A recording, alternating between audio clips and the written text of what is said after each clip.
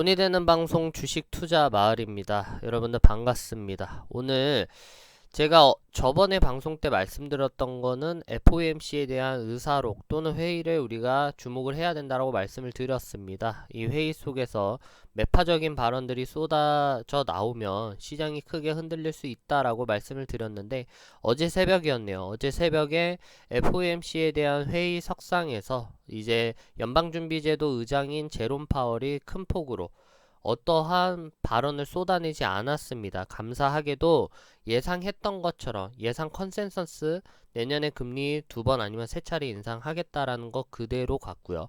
또한 테이퍼링에 대한 부분도 더욱더 늘리지 않았고 이전에 인터뷰에서 말했던 그대로 진행을 하겠다라고 얘기를 했습니다.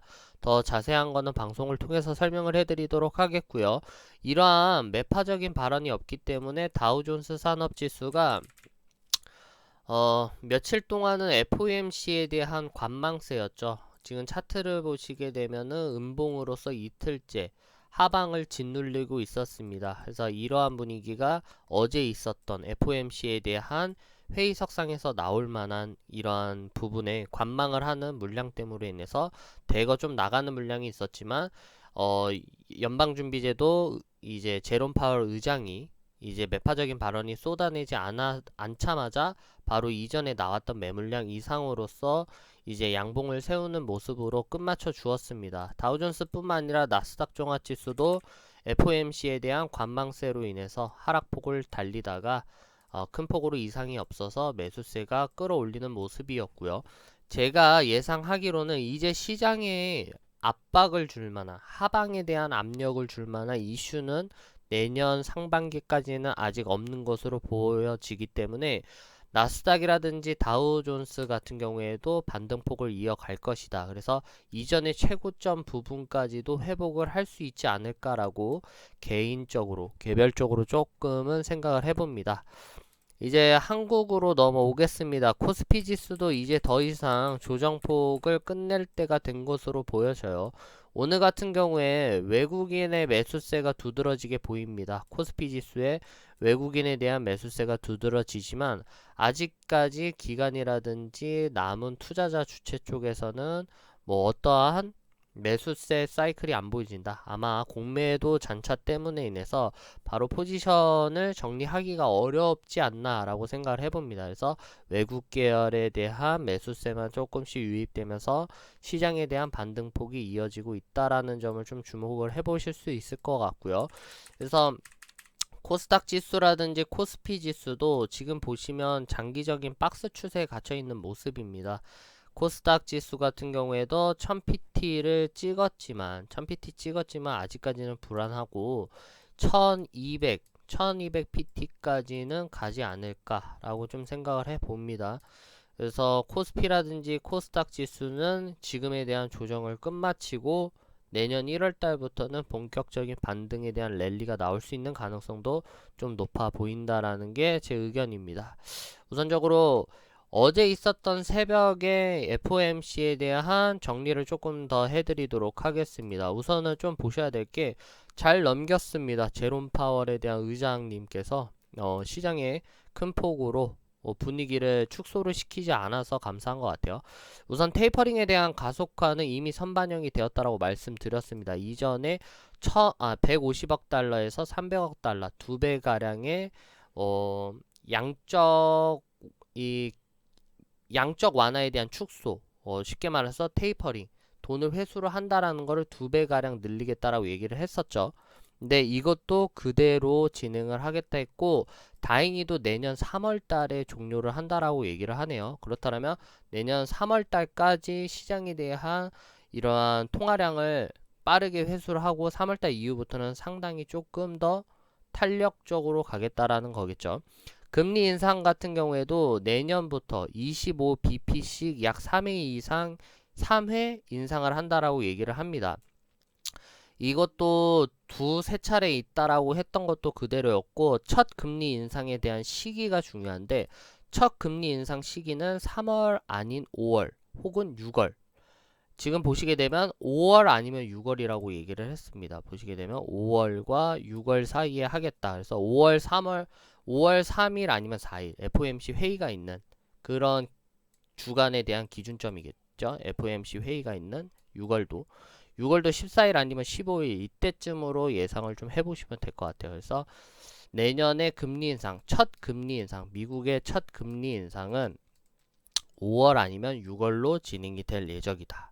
그래서 원래는 내년 3월로 예정이 되었는데 3월은 너무 빠르다라고 생각을 해서 5월과 6월 달로 조금 더 늘렸다라고 얘기를 하고, 우려했던 공격적인 긴축 사이클이 아니어서 증시 안도감을 제시를 한다라고 얘기를 했습니다. 그래서 제롬 파월이 내년에 뭐 2월 달부터 뭐 1월 달부터 금리 인상을 하겠다 이렇게 됐으면 아마 시장에 대한 분위기가 상당히 반전이 나왔겠지만, 그렇게 빨리 금리 인상을 올릴 필요는 없어 보인다. 그래서 내년 5월 아니면 6월 달로 해가지고 첫 금리 인상을 시사를 하겠다라고 얘기를 했고요. 또한 이러한 빠른 통화 정책으로 인해서 물가에 대한 안정화는 내년부터 조금 더 안정적이게 안정화가 잡아질 것 같다. 이러한 발언들도 시장에 조금 더 활력을 준 거 아닌가라고 생각을 합니다.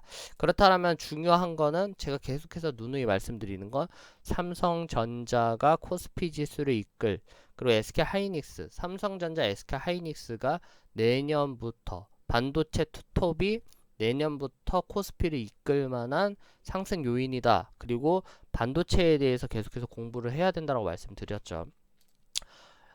애널리스트가 요번에 내년 상반기 때 반도체에 대한 섹터에 대해서 깔끔하게 정리를 해놨습니다. 2022년도 디램 수요는 북미 4대 데이터 센터 업체를 중심으로 올해 대비 최대 23% 증가될 것으로 전망돼 삼성전자의 디램 공급 증가율이 16%를 상회할 것이고, 같은 기간 파운드리 매출도 퀼컴과 엔비디아, IBM 등의 주문 증가로 수요가 약 25% 증가해 수요가 공급을 넘어설 것으로 추정된다. 여기서 보셔야 될 팩트는 수요가 공급을 넘어설 것으로 추정이 된다라고 얘기를 하죠. 그래서 최대한 많은 물량과 주문량들이 지금 현재 들어오고 있고, 내년부터 2022년부터는 반도체에 대한 업황에 대한 사이클을 조금 더 개선이 될 거다, 좋아질 거다라고 시장이 대체적으로 보는 것 같아요. 그래서 이러한 부분들을 주목을 해봤을 때 지금 같은 사이클에서는 우리가 우려할 건 없다라고 보여집니다. 삼성전자 같은 경우 제가 계속해서 뭐 반도체에 대한 섹터에 대해서 긍정적으로 본다. 이때서 11월 후반때서부터 계속해서 말씀을 드렸습니다. 그래서 그 이후부터 주가 상승에 대한 본격적인 반등이 나와 있는 모습 보여질 수 있겠고요. 이러한 반등은 앞으로 더욱더 갈 것으로 보고, 제가 말씀드렸다시피 10만 전자는 갈 거다라고 보고 있습니다. 원래는 올해 1분기부터는 반도체에 대한 섹터를 상당히 부정적으로 봤어요. 예상이 맞아 떨어졌고, 상반기부터 하반기까지 쭉쭉 빠졌지만, 제가 올해 11월부터 매수 포지션으로 바꿨다라고 얘기를 했습니다. 그러한 충분한 이유를 영상을 통해서 말씀을 드렸기 때문에 참고로 해주셨으면 좋겠고, 제가 볼 때는 10만 전자까지는 충분하게 갈 수 있는 여건이 만들어질 거다라고 생각을 합니다. 아무튼 시장이 지금 이렇게 대체적으로 좀 좋은 흐름을 이어지고 있습니다. 미국 증시 같은 경우에도 반등폭이 계속해서 이어질 것으로 보여지고, 어차피 내년 5월 이렇게 정리를 하시면 될 것 같아요. 깔끔하게 정리를 하면 내년 3월에 테이퍼링이 종료된다. 내년 3월에 테이퍼링 종료가 됩니다. 그리고 금리 인상은 5월쯤으로 금리가 올라간다. 그러면 우리가 주목을 해야 되는 건 내년 상반기에 어차피 테이퍼링도 종료가 되고 이렇기 때문에 1월에서부터 4월 달까지는 조금 더 시장의 활력이 돌 수가 있어요.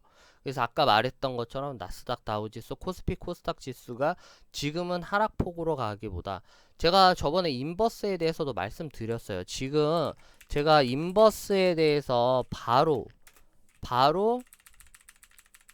투자에 대한 포지션을 바꿨다라고 말씀을 드렸죠. 보시면 코덱스 200 선물 인버스 곱하기 2입니다. 지금 보시게 되면 인버스가 아마 추가적으로 더 떨어질 가능성이 좀 높아 보여요. 그래서 지금 이러한 변동성이 상당히 크고 반도체에 대한 업황과 여러 가지에 대한 흘러가는 사이클로 봤을 때 지금 인버스가 적기가 아니기 때문에 저희들도 11월 중반에 빠져나왔는데 이러한 부분 때문에 그랬다라고 생각을 하시면 될 것 같고요. 아직 이러한 하방을 잡기는 좀 아직은 어렵다라고 보기 때문에 나스닥이라든지 다우지수가 내년부터 본격적인 다시금 반등의 사이클이 진행이 되고 시장에 대해서 어느 정도 이러한 긴축에 대한 통화 정책이 그렇게 사이클이 빠르지 않으면 충분하게 회복을 할 수 있는 가능성도 좀 높게 점쳐진다라는 거죠. 그래서 지금은 조금 활력이 돌아올 때입니다. 저가 매수에 대한 매수 종목들도 상당히 많기 때문에 이러한 사이클에 힘입어서 내년까지 4월 달까지는 우리가 수익을 올리기에 좀 용이할 수 있겠다라고 정리를 해보는 바입니다. 그래서 일단은 시장이 이렇게 흘러가고 있으니까 여러분들 정리를 해보시면 좋을 것 같고요. 여러 가지에 대한 여건, 어려운 악재 사항이 터지지 않는 이상 시장은 이런 식으로 흘러갈 거다라고 같이 정리를 내렸으면 좋겠습니다. 그래서 내년 4월 달까지도 올해도 작년도 내년도 앞으로도 저희 주식 투자 마을과 함께 시장에 대해서 공부를 하고 같이 수익도 내고 돈도 버는 계속해서 나날들이 되었으면 좋겠습니다. 오늘 방송 여기까지 하도록 하겠습니다. 감사합니다.